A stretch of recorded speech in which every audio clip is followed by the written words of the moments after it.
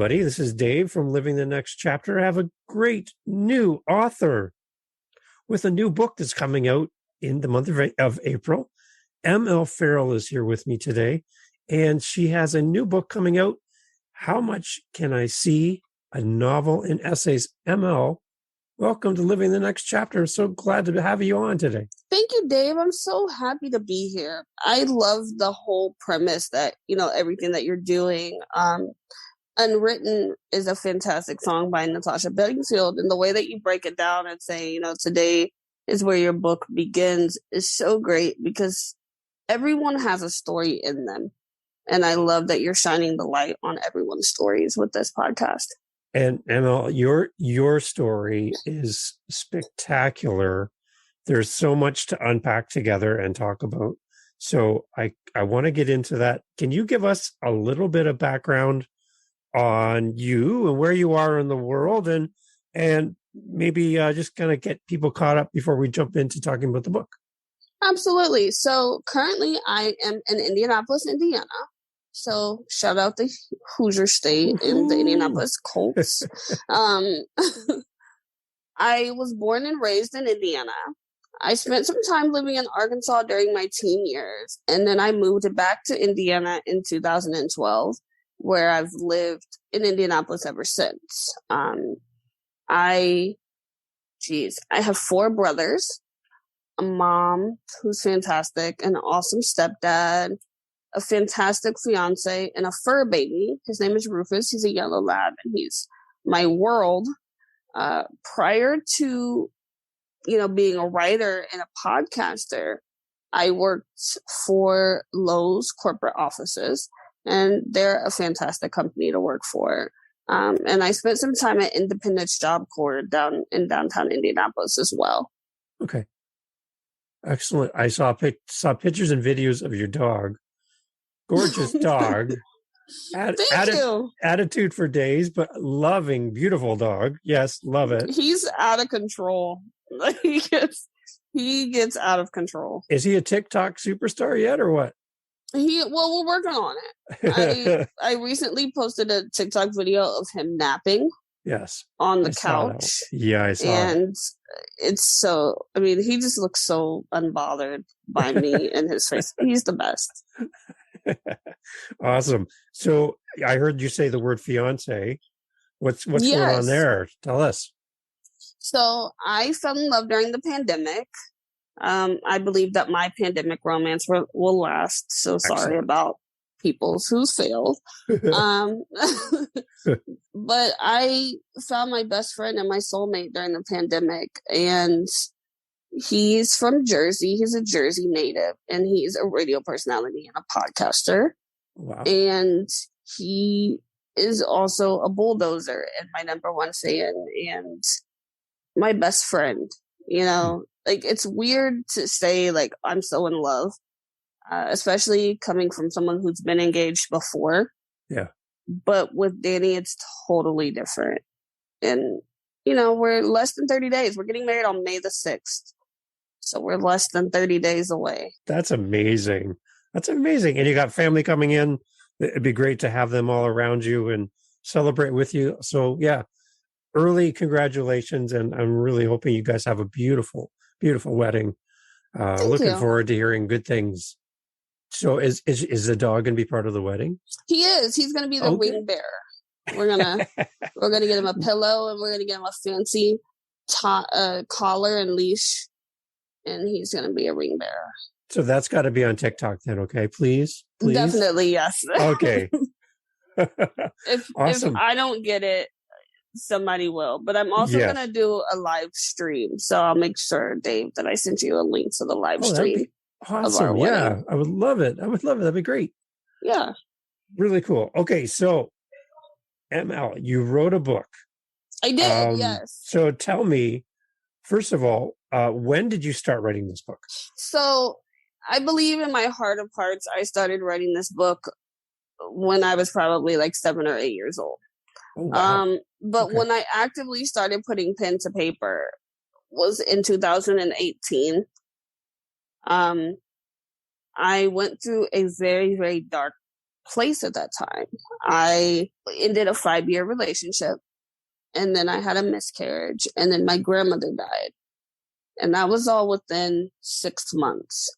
And then January of 2019, the dog that I had had since I was 13 died. And then in March, my ex's brother passed, and a guy that I had just started dating passed a couple of weeks later. And then about 30 days later, a very close friend of our family, one of my brother's friends, died. He was murdered in an LGBTQ hate crime. And so that year was really, really dark for me. And I knew that something needed to change. So slowly, when I had days that weren't so dark, I tried to focus on like writing and really getting my story out. But I also knew that I needed to heal. So that's around the time when I started actively going to therapy and really figuring out, if I tell my story, what do I want to say? And how do I want to say it? Because I didn't want to write one of those traditional books where the main character has a disability and then she's sick and then she overcomes and it's triumphant and everything is like puppies and rainbows. I wanted people to see that, yes, I overcame and yes, I was triumphant, but there was a lot of darkness and a lot of gray and a lot of rain and a lot of mist and everything in between, And so after 2020, I got to a point where I was really, really depressed, especially because I had to leave my job. And I was like, you know what? It's time for me to focus on this book.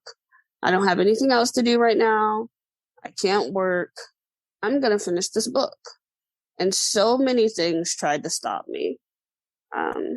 But I spent time working on my book and finding my voice. And now here we are. It's amazing. Okay, so let's jump into the book. I want to give people a sense of when they purchase this book from you and they open the cover or they listen to it, the audible version of it, what is your main idea behind the book? When people finish the book or they close it off, what are you kind of thinking that you want people to walk away with? So I want people to walk away with a few things. The main thing I want people to walk away with is knowing they are not alone.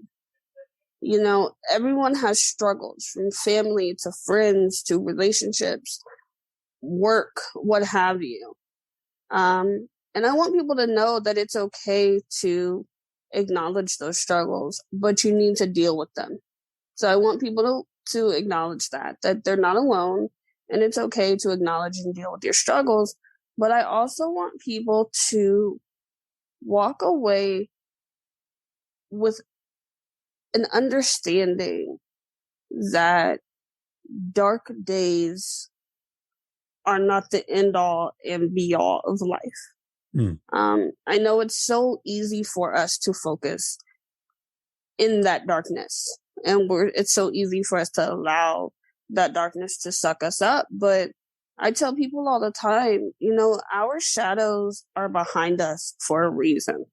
You actively have to look for your shadow.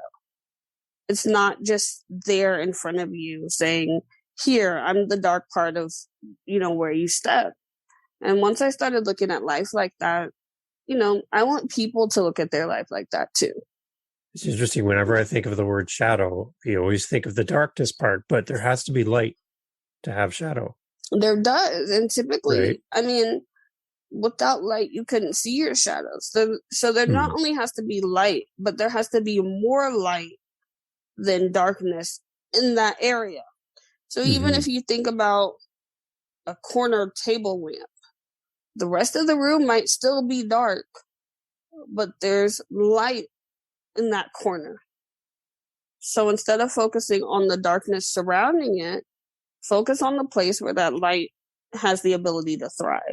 So for you to go through so much change and pain and all the darkness that's going around you, it's in some cases, a lot of people focus in on the darkness, and it just consumes them, right? And they just can't escape. So the book obviously helped in the process of trying to break through that. And what else helps you to get past some of the darkness that's happening all around you? Well, nowadays it's my faith. I had a very complex relationship with faith and spirituality for a long time. Mm-hmm. Because I was one of those kids who would only pray when I needed something from God. Like, oh, I have to have another surgery. I better pray. Oh, I want this for Christmas. I better pray. Instead of being thankful for the good things too. I only prayed when things were bad. And, I realized back in 2017 that living life that way was not working for me, especially when I started to really actively focus on my faith. And then I realized that I was with a partner who could never be a man of faith for me because that's not who he was. And I started to realize that that was important for me. Like, even if he didn't go to church with me and stuff like that, like, I need to know that you're willing to pray with me. And I need to know that you're willing to believe in something higher than ourselves. So, nowadays it's faith, but before that, it was not wanting to die more than anything. The fear that the darkness would lead me down a road of death, whether it was months spent at the hospital. Because one of the things, that really kills people who have prolonged sickness is giving up. It's so easy to just be like, I'm done. I can't fight anymore. And there were so many times when I thought I was there. And then I was able to climb over that hurdle. And that wasn't anything but, faith. So ML, the book takes us through a journey. Now, is this book capturing your journey then? Yes and no. Okay. So it's a reflection of my life. So there are things in the book that are 100% how they happened. And there's also things in the book that have similarities, but may have been embellished or changed to fit the narrative. So can we jump a little bit into the story behind the story, ML? And can you let the people listening in a little bit as far as some of the things that you've had to overcome in life, physically, personally, in addition to the things you've already mentioned? Absolutely. So I'm a 30-year-old cancer survivor who also is a woman of color, who also is legally blind. And so I have lived a very, very interesting life. Not only am I a cancer survivor, but I dealt with, a custody battle where I was fought over by members of my family. So I've experienced what custody court looks like and what it looks like to be separated and raised basically on the perimeter of your family. And I grew up feeling like a visitor sometimes in my own home. With the cancer came finding out that once you've had all those surgeries and stuff, your body does not ever bounce back the same. So I've experienced a lot of sickness. What else? I'm legally blind. I was born with congenital cataracts and they were removed when I was 9 months old, but they eventually came back while I was having chemo. And the adults in my family had decided that they didn't want me to have another eye surgery while I was already having different surgeries for the cancer. So the chemo and the radiation and the steroids and all the treatments eventually developed my cataracts into glaucoma. So now I'm a 30-year-old woman who will potentially be blind by 32. The doctors say I'll be lucky if I can still see at 35. So I have to live with, that adjustment and knowing that I can wake up at any point and no longer have vision, or wake up, one day and my vision's not the same as it was the day before. And so I talk about that in the book and how all of those things factor into who I am as a woman and how I approach my dating life and how I approach my relationships with my family and my friends. So I tackle it how I tackle everything with a little humor, a lot of sarcasm, music and TV references. I'm always making like music or TV jokes. And I think it's really good. And I do it, the story is told in parts, and each part's like its own essay. Each chapter is like its own individual essay. So I write it in a way where everyone will have an idea of who I am when they're done reading it. So I was chatting with my wife, Jennifer, earlier today, ML, just talking about this interview coming up. Mm-hmm. And I was explaining to her a little bit about our conversations on Clubhouse and hearing you on there, and just our interactions leading up to talking today. And we're just so inspired that you have gone through so many things that many people, like you said, would have given up. They just would have been, no, I can't do this. And you've come through that. And then to balance it out with the joy that you share when you talk about your wedding and your fiance and your dog and all the good things that are coming in your life that would not have happened had you given up. And so it's an interesting balance. And I'm inspired talking to you, ML, because there's times where all of us face things that are difficult, but not at the scale of what you've had to live through. And we can look to you and look to your book and find some inspiration for our daily life just by listening to you. Thank you so much for saying that. It takes so much, especially for me, because in my heart, I'm an introvert. And then in my introvert heart, I'm like cantankerous. So I'm like a cantankerous old introvert. so people tell me so often, they say, we would understand if you were just angry and bitter and mean all the time. And I said, that's just not the spirit that I have. I'll never be someone who could be just mean-spirited and bitter, not knowing what I've been through. I joke and I kid with the best of them, but I honestly have so much love and so much compassion for people, and I'm so willing to hear them and be there for them, because I want people to realize, like, and what they'll see in my stories, I really grew up on the outskirts of everything. And so I want to create a space where I can be there for people the way no one was really there for me. And I don't want to do that from a place of being a victim, because for me, that encourages people to come together and complain about their lives. And, I want to offer you a place to vent and get it off your chest. But then I want to offer you a place where we can say, okay, now that you've got it off your chest, what are you going to do about it? And how can I help you do this thing? And so that's what I want the How Much Can I See community to become. You can honestly say, you know what? I joined the How Much Can I See group on Facebook, and I don't feel so alone anymore.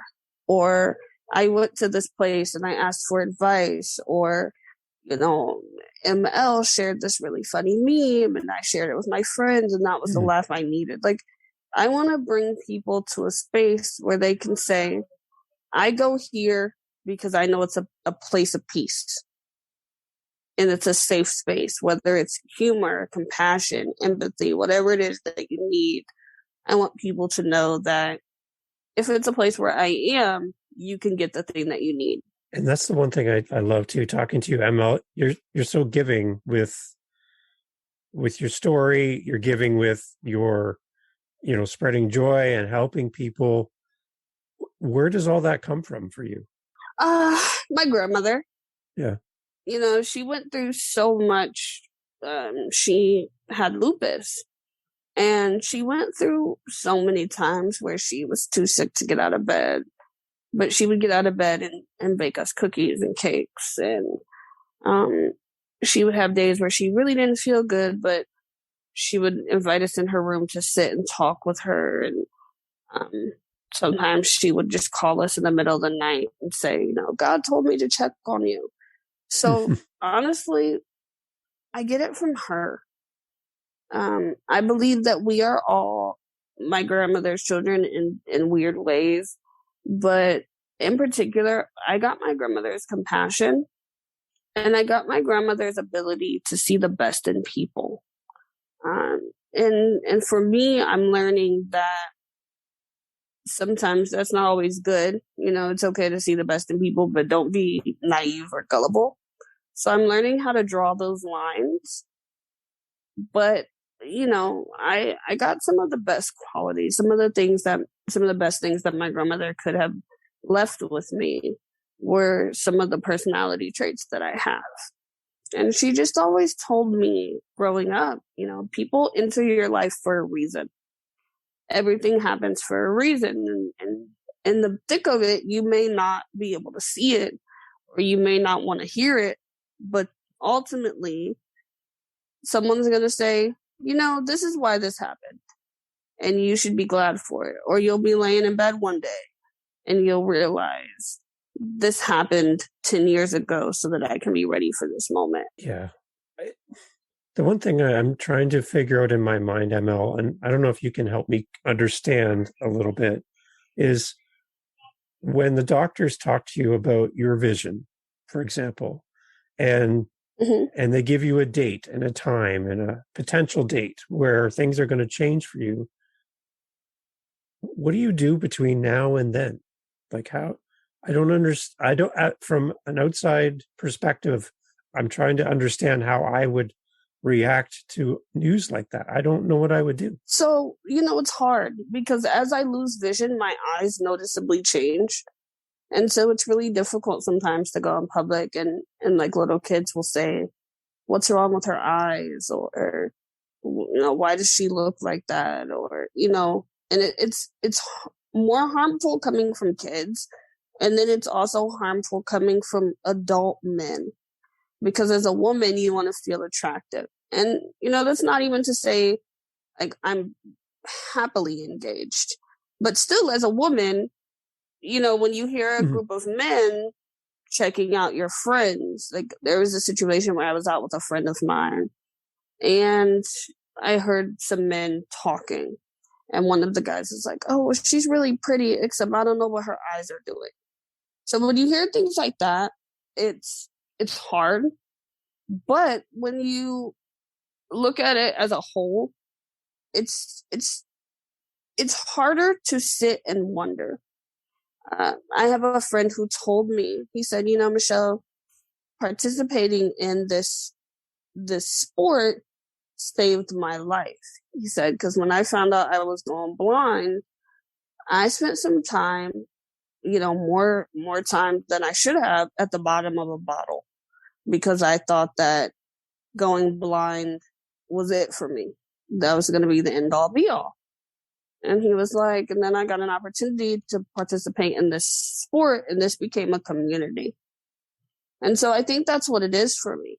If I were to have dwelled in that place of I'm going blind and I'm going to be sad about it, then I would have potentially spent my quality time at the bottom of a bottle or become this angry, bitter shut-in. But I'm better off sharing those experiences with people because it's not just me. I met someone last year who is in her 40s and she's only been blind for 3 years. And prior to that, she was a cardiac nurse. So her Wow. whole entire life has abruptly changed. She lived over 40 years one way, and now her whole life has changed. And so that's my point in telling my story and turning my introvert heart into a public figure, is to remind people that there's always someone who you can touch by sharing. So when you talk about being an introvert, ML, that's what I am. I don't like, if I get into a big public space, I don't want anything to draw attention to me. I'm good in the corner by myself, and I'm fine. I don't need extra attention. I'm good. So I just imagine, as an introvert, if there's something about me that draws people's attention to me, that's like the worst thing that I could have happen to me. I want to just blend in and be in the background and nobody notices, right? So like you're saying, when people start focusing their attention on you, right, when they see something that they don't recognize and it draws attention to you, it almost makes it even harder to be out and just do life and be quote unquote normal and just blend in with everyone, when people are, focusing more attention on you, and you just want to just be there, right? So I really identify with your thoughts around being an introverted person. That's who I am. So I get it. It really is hard. And it's really hard, especially in a space, for example, like this, where I'm trying to share my message and tell my story. And when you have people, when you're trying to talk about overcoming something, and then you have someone pointing it out, it's like a gut punch to your sense of confidence. And so I always have to remind myself, they're just people. And it's like a constant thing that you have to say, because, and I also have to remind myself that the devil doesn't want good. He doesn't want people like me out here telling people, don't let depression keep you down. He wants people dwelling in that darkness and, living in anxiety, and like he thrives on that. And so I remind myself of that too. For every one person who makes fun of me, there are two people cheering me on. Well, you have a fan all the way up here in Canada cheering you on, and thank you. When we connected on Clubhouse, I could hear your voice, I could hear the passion in your voice, and all we have is a picture. And it's a great Clubhouse for me is a great introvert playground. Oh, I agree. Because I don't have to do the video thing. I don't have to get all whatever. And you can just be on a stage or be in the audience, and you can participate at your level of confidence or engagement. You're not being pushed. Yeah. Right. So I love that. So for you, what does Clubhouse mean for you? So I love Clubhouse. It gives people, first and foremost, a sense of community. It allows people to feel like they know you when you're on the stage and you're engaging them in conversation and allowing people to be heard. And for me, that's what matters. It allows me to have another platform where I know people can be heard. And so, and Clubhouse also was a place that helped me find my voice. I wasn't as comfortable speaking because I'm an introvert until I got on Clubhouse. And so, to celebrate my book coming out, I'm actually holding a room on Monday at 6 p.m. Eastern. Just, for anyone who wants to stop in. I may or may not, depending on, the amount of people I get, have a book giveaway where I give away a couple of Amazon gift cards so that people can get a book. So we'll see about that. But I'm so excited. It's really exciting to be able to go back on Clubhouse and to revisit some of those people and say, hey, you supported me, and now here I am. Or there were some late nights that I was up working on my book where I would hop on Clubhouse for background noise and, get book stuff done at that time. Nice. So I'm going to come to your room. I'll be there. Thank you. Bring your lovely wife. I will. And then I think we talked about, after all the great new things that are happening in your life, I think later on, a month or so from now, we're going to come back to Clubhouse, and kind of the podcast will be out, and the book will be out, and we're going to kind of come back and chat about it again in the future as well, which I'm looking forward to that. I know, me too. I was so excited after we talked, and I went and told my fiance, I was like, I thought Dave was fantastic, and we're going to do a Clubhouse room in May. He was like, that's great. So he's excited about it too. Yeah. And that's the whole idea behind this, Emma. I just wanted to encourage you in the fact that, it's a big task to write a book. And there's a lot of people maybe listening to this podcast, and they have a story. They just don't know what to do. They don't know how to start. Yeah. And you did it. You just did it. And that should be celebrated. You've gone through some amazing things in your life.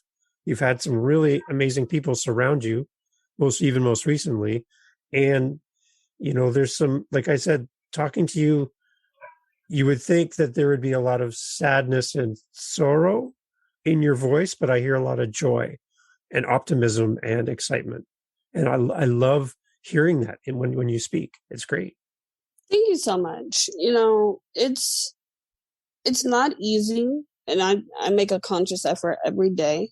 I'll even send you, I have a worksheet that I use to remind myself sometimes that I'm okay. It's an affirmations worksheet, and I tell myself that I am kind and I'm important. I tell myself a motivational quote. I remind myself, what are my goals and what am I doing to obtain those goals? And sometimes you have to write those things down or say them out loud. So I'll definitely share that with you too. And it's in my group on Facebook, the How Much Can I See official group. That worksheet is available in there as well. Okay. The other thing we talked about before we hit record too, ML, is you guys have a podcast. I love your podcast. I was listening to it on YouTube. I was laughing. It was hilarious. And you guys just sound so great on there. So tell us about your podcast. People have to go and listen to this podcast. Thank you. So my podcast is called It Goes Down in the DM with Danny and Michelle. Danny is my fantastic fiance. He is an on-air radio personality. You can find him at Romero on air on all social media platforms, or you can find us at Down in the DM Pod on all social media platforms. And we just talk love, sex, and relationships from the viewpoint of 30-year-olds who are looking for long-term love and commitment. We do unpopular opinions. We do TikTok teardowns. We do fatal attractions. And so much more. So check out our podcast anywhere that you listen to podcasts, and again on YouTube as well. It's amazing. There's so much laughter, and you guys are just giddy. I'm having a great time listening.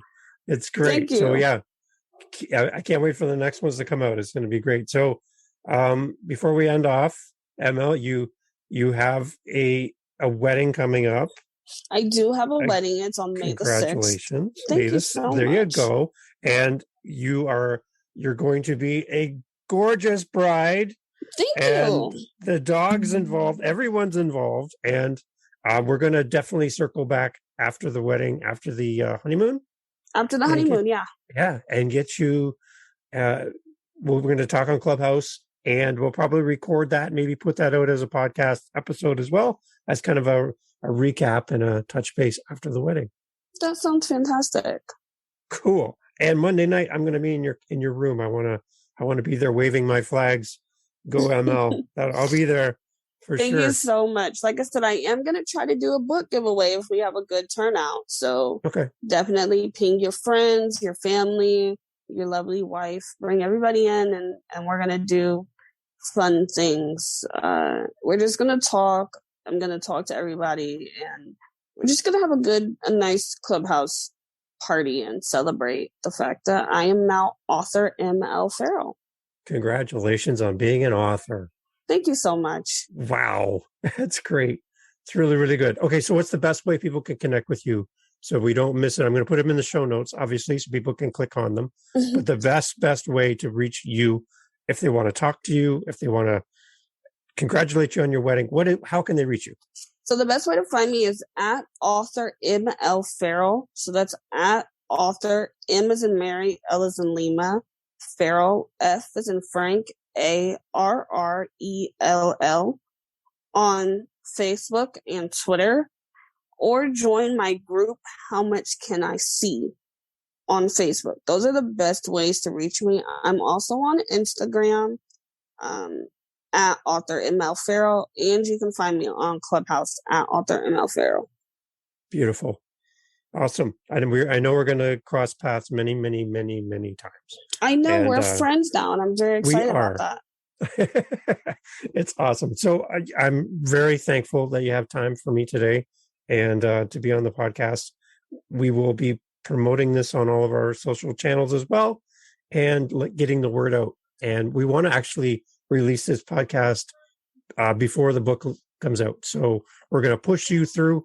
We had some other recordings happening. We're going to put them on the side, and we're going to give you the fast lane and get this out there so people can hear about your book right away. Thank you so much, Dave. Very good. Okay, ML, thank you again. And You're again, welcome. We will talk again very soon. Thank you. Bye, living the next chapter. Awesome.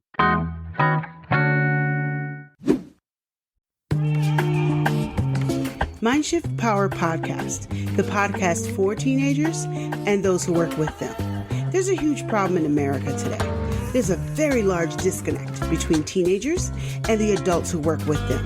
I'm looking to bridge that gap with real, raw, honest conversation, not held back by the chains of political correctness. You cannot solve a problem you do not understand. Want to understand teenagers today? Listen to this podcast. This podcast is for teens in the U.S. and Canada. To learn more, go to fatimabay.com/podcast or just look for Mindshift Power Podcast on any listening platform. I look forward to you being a faithful listener.